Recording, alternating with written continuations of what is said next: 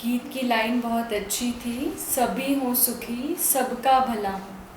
तो इसके लिए बाबा ने हमको बताया है, सर्व का भला करने के लिए, सर्व को सुख देने के लिए सबसे दुआएं लो और सबको दुआएं दो। तो आज की अव्यक्त मुरली भी है, सर्व खजानों से संपन्न बनो, दुआएं दो दुआएं लो। आज सर्व खजानों के मालिक अपने संपन्न बच्चों को देख रहे हैं। सर्व खजानों के मालिक कौन हुए? शिव बाबा। और संपन्न बच्चे, बाबा हमको ये टाइटल दे रहे हैं। हर एक बच्चे को अनेक प्रकार के अविनाशी अखुट खजाने मिले हैं। हम बच्चों को बाबा के द्वारा अनेक प्रकार के अविनाशी अखुट खजाने मिले हैं। अब बाबा ने अविनाशी और अखुट क्यों बोला, वो बाबा बता रहे हैं।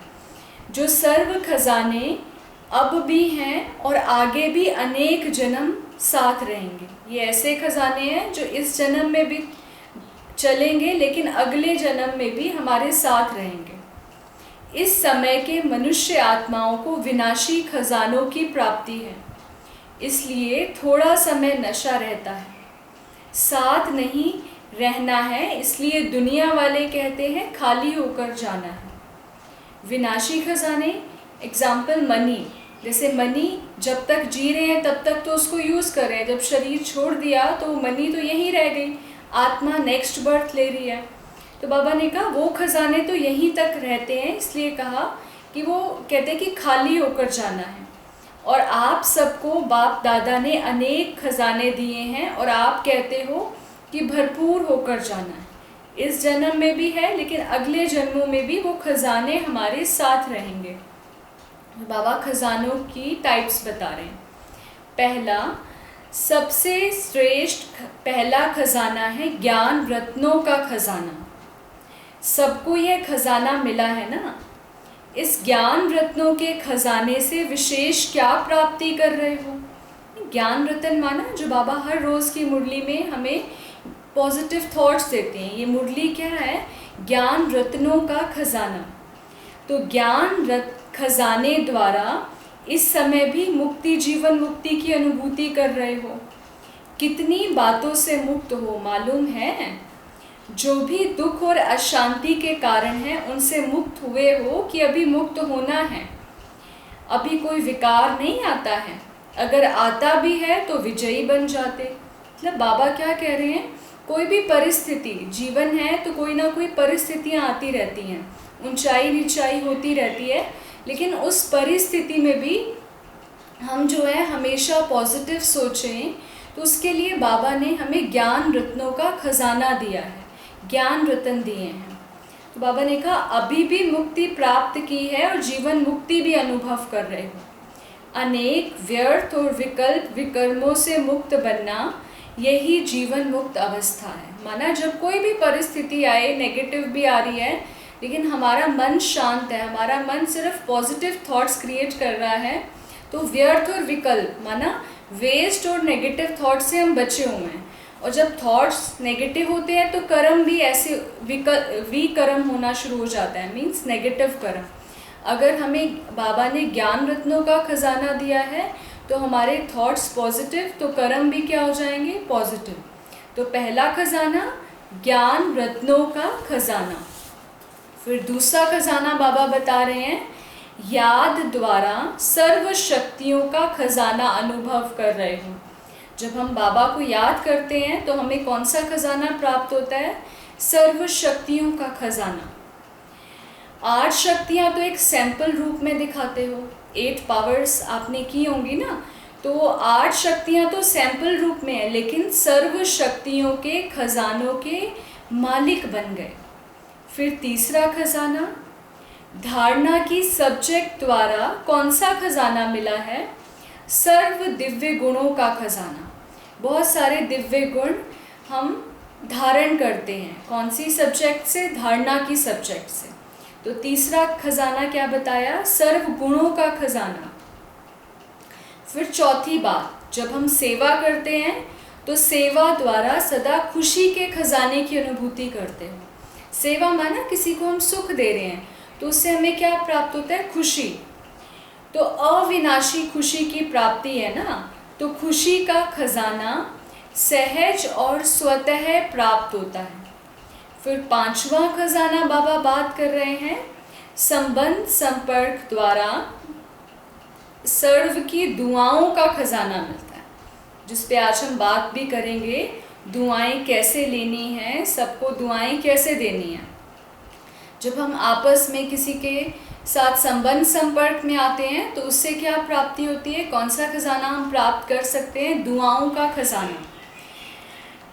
यह दुआओं का खजाना बहुत बड़ा खजाना है, जो सर्व की दुआओं के खजाने से भरपूर है, संपन्न है। उसको कभी भी पुरुषार्थ में मेहनत नहीं करनी पड़ती। पुरुषार्थ माना एफर्ट।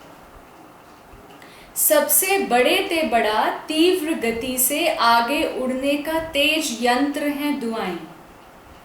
जैसे साइंस का सबसे बड़े ते बड़ा तीव्र गति का रॉकेट है, रॉकेट सबसे फास्ट स्पीड से जाता है, लेकिन दुआओं का रॉकेट उससे भी श्रेष्ठ है। विघ्न जरा भी स्पर्श नहीं करेगा। मतलब क्या हुआ? जिस आत्मा के पास बहुत सारी दुआएं हैं, उसका दुआओं का खजाना भरपूर है, तो उसके जीवन में जो भी विघ्न आते हैं ना, तो विघ्न प्रूफ बन जाते हैं। माना विघ्न उसको स्पर्श नहीं करेगा, विघ्न में उसको युद्ध नहीं करनी पड़ेगी, लेकिन दुआएं उसको सहज ही उस विघ्न से ऊपर उठा लेंगी। तो बाबा ने कहा विघ्न जरा भी स्पर्श नहीं करेगा, विघ्न प्रूफ बन जाते, युद्ध नहीं करनी पड़ती, सहज योग युक्त होंगे। योग युक्त माना इजी बाबा से कनेक्शन होगा, और जहाँ बाबा से कनेक्शन है वहाँ हर कर्म में सफलता तो है ही, चाहे कितनी भी मुश्किलें आएं। तो बाबा ने कहा ऐसा है ये दुआओं का खजाना। तो बाबा कह रहे हैं कि फिर दुआएं मिलती किसको हैं, दुआएं कैसे प्राप्त हो? एक पॉइंट बताया, जो संतुष्ट रहे सबको संतुष्ट करे, संतुष्टता का गुण धारण करेगा और सबको संतुष्ट करेगा। जहाँ संतुष्टता होगी वहाँ दुआएं होंगी। और कुछ भी नहीं आता हो कोई बात नहीं, सर्व गुण धारण करने में मेहनत लगती है, सर्व शक्तियों को कंट्रोल करने में मेहनत लगती है, उसको भी छोड़ दो।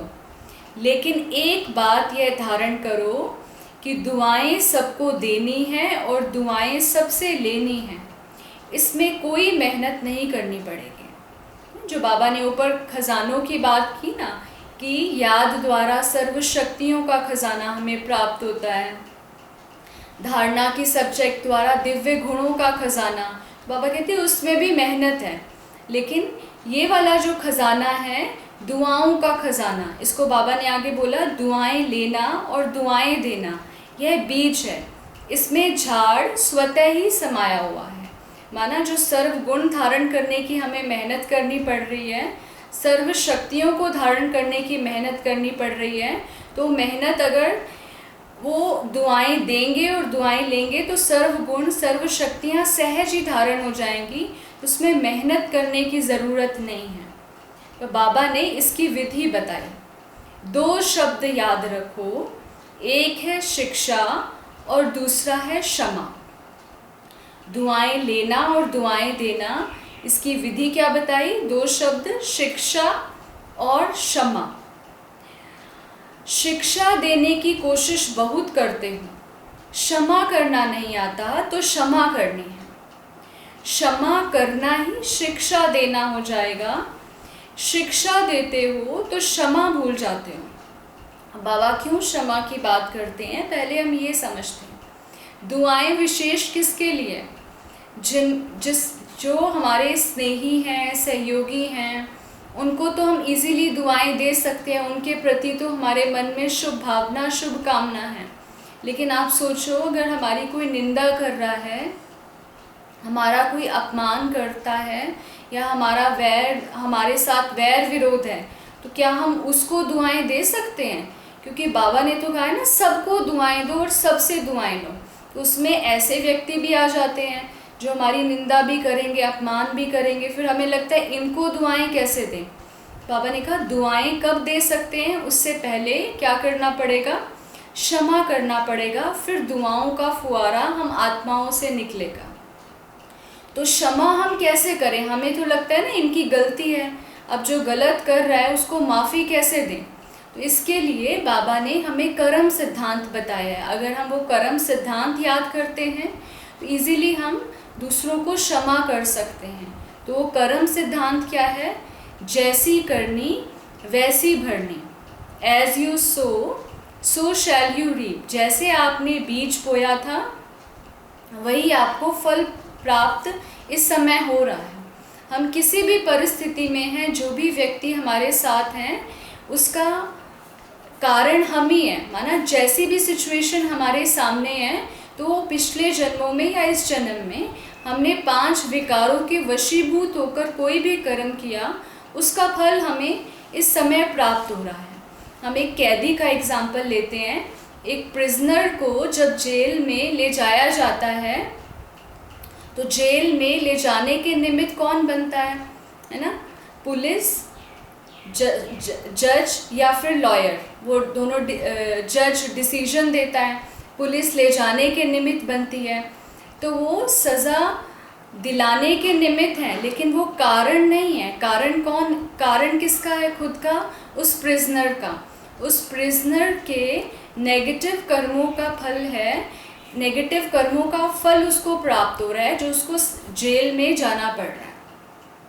तो ऐसे ही इस दुनिया में भी कोई भी व्यक्ति या परिस्थिति निमित्त बनते हैं, कारण नहीं है।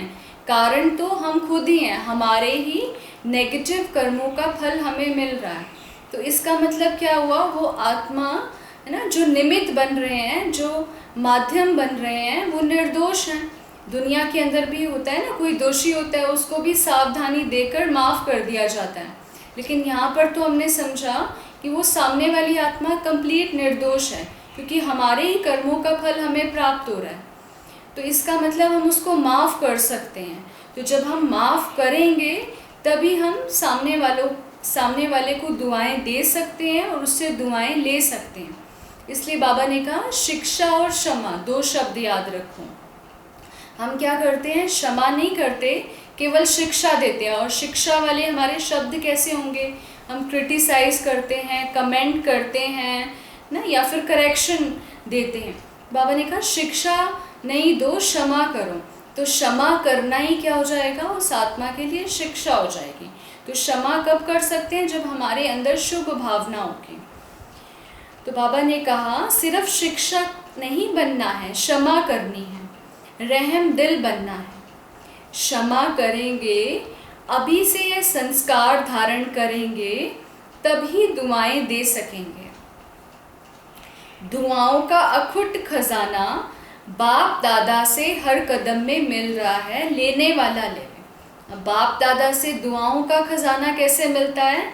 आप देखो, अगर श्रीमत प्रमाण कोई भी कदम उठाते हो तो क्या अनुभव होता है? बाप की दुआएं मिलती है ना। श्रीमत माना बाबा की डायरेक्शन, जो हमें हर रोज़ की मुरली से प्राप्त हो रही है। श्रीमत है ना, सबसे श्रेष्ठ ओपिनियन, वो भगवान का ही हो सकता है। तो बाप की दुआएं मिलती है ना। जब हम बाबा की हर डायरेक्शन को एज इट इज़ फॉलो करते हैं तो हमें बाबा की दुआएं मिलती हैं। और अगर हम हर कदम श्रीमत पर चलते हैं तो हर कदम में कितनी दुआएं मिलेंगी? दुआओं का खजाना कितना भरपूर हो जाएगा। फिर कोई भल क्या भी देवे, आप उसको दुआएं दो। कोई भल क्या भी देवे, लेकिन आप उसको दुआएं दो। चाहे कोई क्रोध भी करता है, उसमें भी दुआएं हैं। क्रोध में दुआएं हैं कि लड़ाई है? अब सोचो, आपके सामने क्रोधी व्यक्ति है, तो बाबा पूछ रहे हैं कि क्रोध में दुआएं हैं कि लड़ाई है? चाहे कोई कितना भी क्रोध करता है, लेकिन आपको याद दिलाता है कि मैं तो परवश हूँ, लेकिन आप मास्टर सर्वशक्तिमान हो, तो दुआएं मिली ना। क्रोधी आपको क्या याद दिलाता है? जब कोई हमारे सामने क्रोध करे तो हम उससे दुआएं कैसे लें और उसको दुआएं कैसे दें, उसकी विधि बाबा बता रहे हैं। तो क्रोधी हमको क्या याद दिलाता है कि मैं तो परवश हूँ, माना मेरे में तो शक्ति कम है ना। क्रोध को यूज़ कर रहा है, माना नेगेटिव एनर्जी को यूज़ कर रहा है। पीस इज पॉजिटिव एनर्जी, तो क्रोध माना उसकी एनर्जी कम है, तो वो बता रहा है कि मैं तो परवश हूँ लेकिन आप मास्टर सर्वशक्तिमान हो। सर्वशक्तिमान किसका टाइटल है? बाबा का, माना सर्व शक्तियों से फुल। तो बाबा ने अपने बच्चों को क्या टाइटल दे दिया? मास्टर सर्वशक्तिमान। याद दिलाया कि आप मास्टर सर्वशक्तिमान हो, आप शीतल जल डालने वाले हो, मैं तो परवश हूँ। तो क्रोधी ने दुआएं दी ना, तो बाबा विधि सिखा रहे क्रोधी से दुआएं कैसे लेनी है, हमें हमेशा याद रहे। वो हमें बता रहा है कि मैं तो परवश हूँ लेकिन आप मास्टर सर्वशक्तिमान हो, आपके पास बहुत शक्ति है। वह क्या भी करे लेकिन आप उससे दुआएं लो। कोई अपमान करे, निंदा करे, क्रोध करे, बाबा कहते आप उससे दुआएं लो। सुनाया ना, गुलाब के पुष्प में भी देखो कितनी विशेषता है। कितनी गंदी खाद से, बदबू से खुद क्या लेता है? खुशबू लेता है ना। गुलाब का फूल बदबू से खुशबू ले सकता है और आप क्रोधी से दुआएं नहीं ले सकते। तो बाबा हमें चैलेंज कर रहे हैं। तो आज बाबा को हम कह देते हैं, बाबा हम ज़रूर क्रोधी से क्या करेंगे? दुआएं लेंगे। ये तो हुई क्रोधी की बात। दूसरा बाबा ने पॉइंट बताया, अगर हमें किसी का अवगुण दिखाई देता है या उसका वे ऑफ डूइंग हमें पसंद नहीं आता या उसके संस्कार हमारे साथ मैच नहीं करते, तो भी हम उसको दुआएं नहीं दे पाते या उससे दुआएं नहीं ले पाते। तो इसके लिए बाबा ने विधि बताई। किसी का अवगुण दिखाई दे तो बाबा ने स्मृति दिलाई क्या करना चाहिए। हर एक आत्मा को आत्मिक दृष्टि से देखो, आत्मा के ओरिजिनल संस्कार के स्वरूप में देखो। Be the diamond, see the diamond, माना खुद भी आत्मिक स्थिति में स्थित हो जाओ, मैं भी आत्मा हूँ, पवित्र आत्मा हूँ, शांत आत्मा हूँ, और सामने वाला भी कौन है? वो भी आत्मा है, उसने भी शरीर धारण किया हुआ है और वो आत्मा शरीर के द्वारा कर्म कर रही है। तो आत्मिक भाव आने से सहज ही उसके गुण दिखाई देंगे। जब हम बॉडी कॉन्शियसनेस में होते हैं तो हमें अवगुण दिखाई देते हैं, उसका नेगेटिव व्यवहार दिखाई देता है। लेकिन जब हम सोल कॉन्शियसनेस की स्टेज में होंगे तो अवगुण मर्ज होते जाएंगे और गुण इमर्ज होते जाएंगे। तो बाबा ने कहा कैसे भी संस्कार वाली आत्मा हो, लेकिन आपकी हर आत्मा के प्रति शुभ भावना, शुभ कामना, परिवर्तन की श्रेष्ठ भावना उनके संस्कार को थोड़े समय के लिए परिवर्तन कर सकती है। कैसा भी संस्कार हो, लेकिन आपकी शुभ भावना, शुभ कामना क्या मदद करेगी? सामने वाले को परिवर्तन कर सकती है। सिर्फ अपने मन में दृढ़ता लाओ, थोड़ी सी बात में अपने संकल्प को ढीला नहीं करो। कोई इंसल्ट करे, घृणा करे, अपमान करे, कोई आपको दुख दे, लेकिन आपकी शुभ भावना मिट नहीं जाए। यह ऐसा है, यह वैसा है, ऐसे नहीं कहना, लेकिन क्या याद रखना, मुझे बाबा जैसा बनना है। तो देखो कोई भी गलती करके लोग कहाँ चले जाते हैं? भगवान से माफ़ी मांगने, क्योंकि उनके अंदर है कि भगवान हमें ज़रूर माफ़ कर देगा।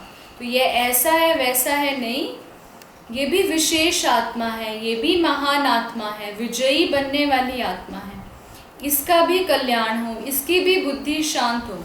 ऐसे हमारे मन में उन आत्माओं के प्रति शुभ भावना हो, क्योंकि बाबा ने शुभ भावना, शुभ कामना की विशेषता बताई।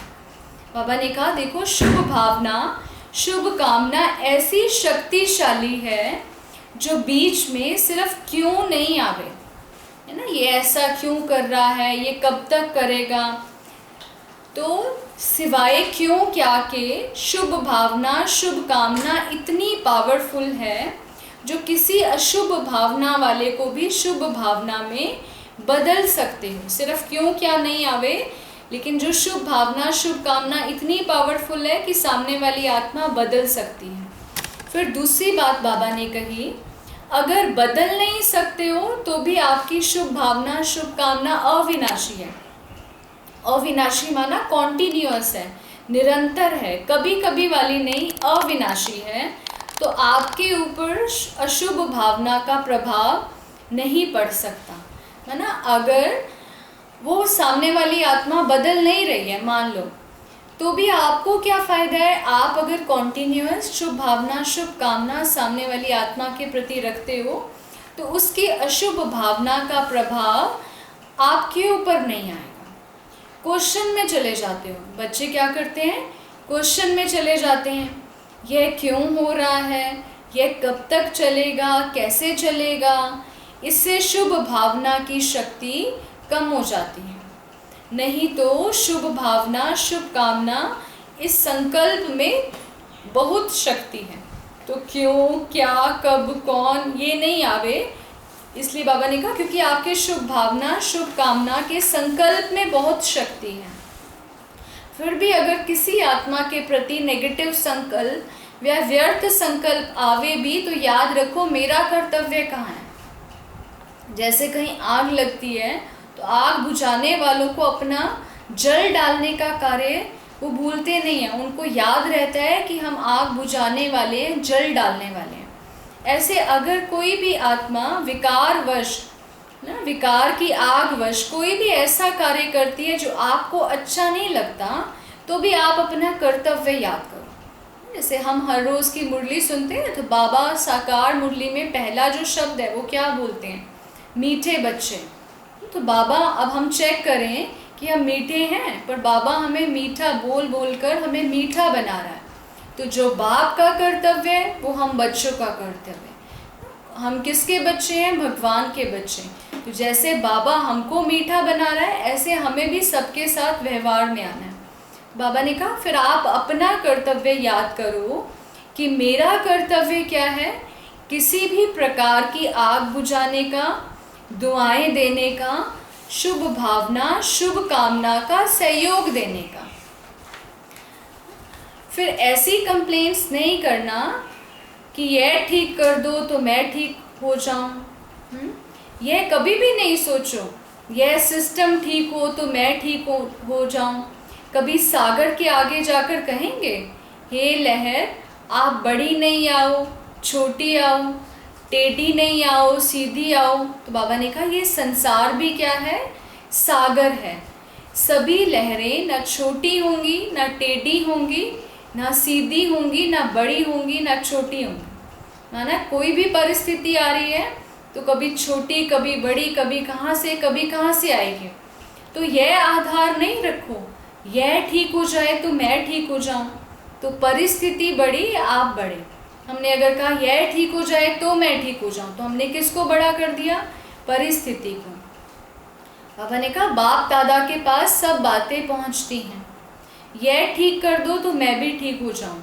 इस क्रोध करने वाले को शीतल कर दो तो मैं भी शीतल हो जाऊं। इस खिटखिट करने वाले को किनारे कर दो। ऐसी रूढ़ियान, ऐसी बाप दादा से बातचीत नहीं करना। आपका स्लोगन ही है बदला नहीं लेना है, बदल कर दिखाना है। यह ऐसा क्यों करता है, ऐसा नहीं करना चाहिए, इसको तो बदलना ही पड़ेगा। ऐसी बातें आ जाती है ना, जब हम किसी का व्यवहार अच्छा नहीं देखते तो हमें मन में क्या थॉट आता है, इसको ऐसा नहीं करना चाहिए। बाबा ने कहा परंतु पहले स्वयं को बदलो। अपनी शक्तियाँ इतनी बढ़ा लो, इतना हम बाबा को याद करें, इतना हम उसके जैसा बन जाएं जो हमें वो बातें माइंड ही ना हो। स्व परिवर्तन से विश्व परिवर्तन व अन्य का परिवर्तन है। ब्रह्मा कुमारीज का मोटो ये है, स्व परिवर्तन से विश्व परिवर्तन। बाबा कहते या अन्य के परिवर्तन से विश्व स्व परिवर्तन, ऐसा तो नहीं कर दिया है ना। क्या करेंगे? स्व को बदलेंगे या दूसरों को बदलने में समय लगाएंगे। चाहे 1 वर्ष भी लगाकर देखो, स्व को नहीं बदलो और दूसरों को बदलने की कोशिश करो। समय बदल जाएगा लेकिन ना आप बदलेंगे ना वो बदलेगा। समझा?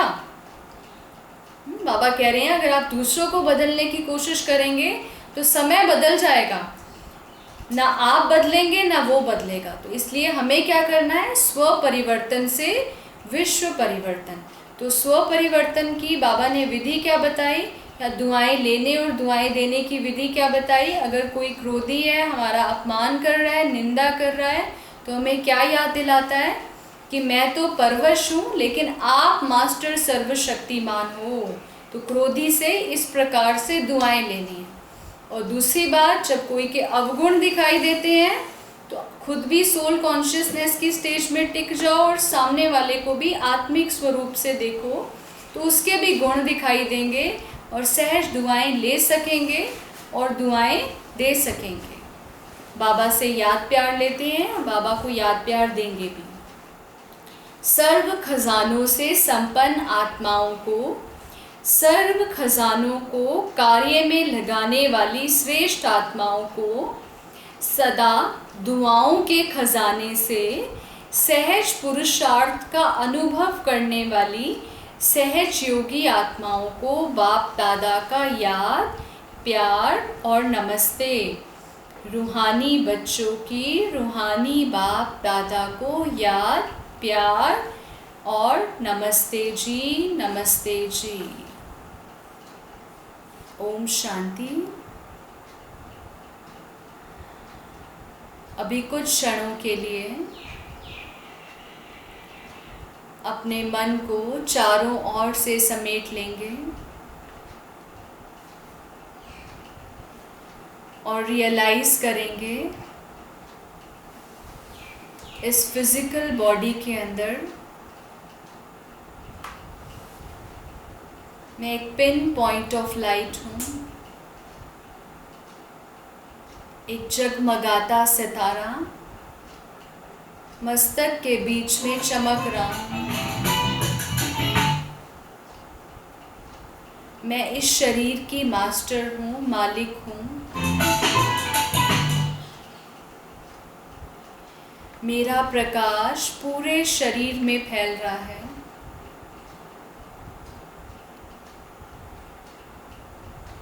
अपनी थर्ड आई से बाबा को और अपने घर को देखें।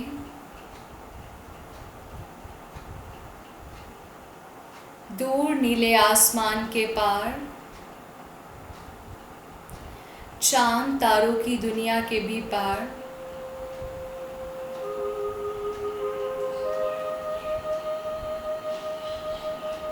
एक रेड गोल्डन कलर का वर्ल्ड, जहाँ शिव बाबा मुझ आत्मा के पिता विराजमान हैं।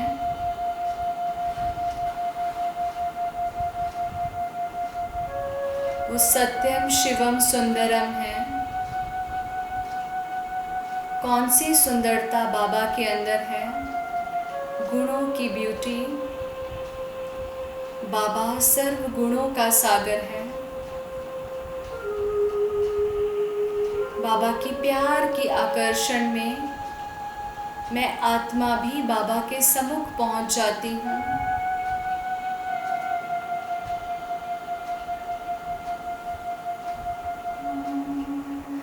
बाबा सर्व गुणों का सागर, सागर की लहरें मुझ आत्मा को स्पर्श कर रही हैं। कभी शांति की लहरें, कभी सुख की लहरें, आनंद की लहरें, स्नेह की लहरें, सर्व शक्तियों की लहरें मुझ आत्मा को स्पर्श करती हुई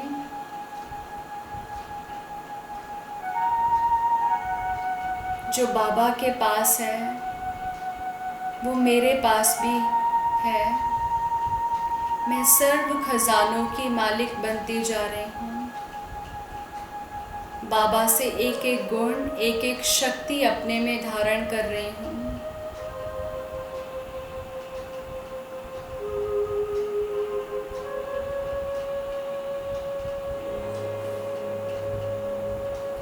बाबा से गुणों और शक्तियों को लेते मैं आत्मा वापस इस फिजिकल बॉडी के अंदर आ जाती हूँ।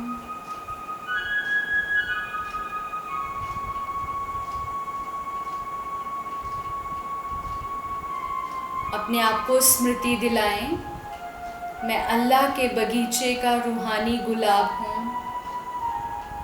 जैसे गुलाब की खुशबू सबको बहुत अच्छी लगती है, सबके मन को भाती है, ऐसे ही मैं गुणों की खुशबू फैलाने वाली, सर्व को दुआएं देने वाली और सर्व से दुआएं लेने वाली रूहानी गुलाब हूँ। अपने आप को अपने वर्क प्लेस पे देखें,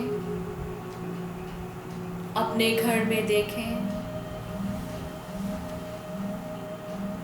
भीड़ भरे बाजार में देखें। मैं हर प्लेस पर रूहानियत की खुशबू फैलाने वाला हूँ,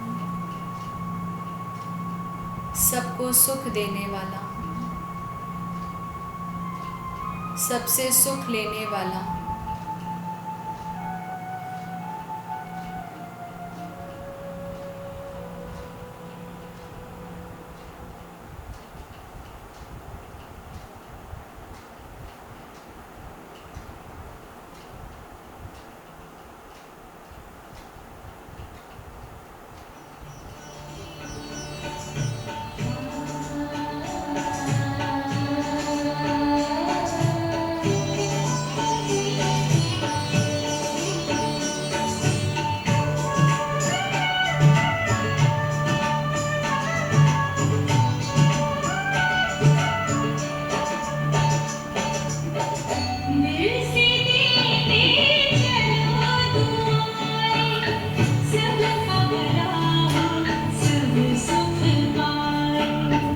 दिल